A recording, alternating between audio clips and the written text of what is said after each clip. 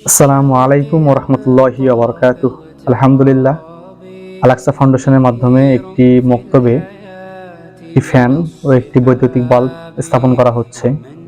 এই কাজে সহযোগিতা করেছেন আমাদের এক দিনী ভাই। আল্লাহ ওনার দানকে কবুল করুক এবং উত্তম যাজা দান করুক।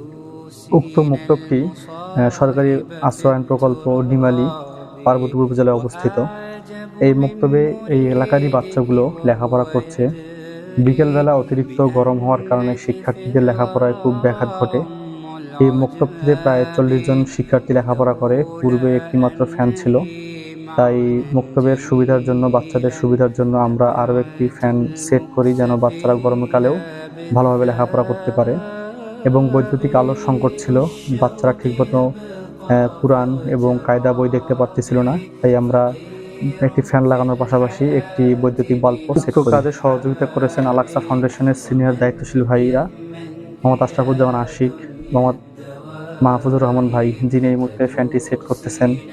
এর পাশাপাশি সহযোগিতা করেছেন ফকিরবাজার শাখার দায়িত্বশীল হাফেজ আজহারুল ইসলাম এবং আমাদের প্রিয় ভাই, শ্রদ্ধেয় বড় ভাই শফিকুল ইসলাম ভাই।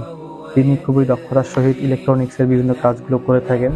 তিনি আমাদের আল-আকসা ফাউন্ডেশনের নিয়মিত সদস্য। আমরা সকলে ভাইয়ের কাজের অনেক প্রশংসা করি। আল্লাহ যেন ভাইকে উত্তম রিজিক দান করেন। আলহামদুলিল্লাহ, এভাবেই আমাদের আজকের প্রজেক্টটি সফলভাবে সম্পন্ন হওয়ার পথে। আপনারা দেখতে পাচ্ছেন যে এই মুহূর্তে বৈদ্যুতিক তারের সংযোগ লাগানো হচ্ছে। একটু পরে আমাদের ফ্যান ইনশাল্লাহ চালু হবে। আমাদের দক্ষ কারিগর শফিকুর রহমান ভাই তার দক্ষ নতুন হাতের মাধ্যমে আমাদের ফ্যানের কাজটি সেট করতেছে। বৈদ্যুতিক সুইচ দেওয়া হলো, এই যে চলতেছে আমাদের লাইট এবং আমাদের কাঙ্ক্ষিত সেই ফ্যান। আশা করি এর মাধ্যমে আমাদের শিক্ষার্থীরাও মুক্ত উপকৃত হবে ইনশাআল্লাহ।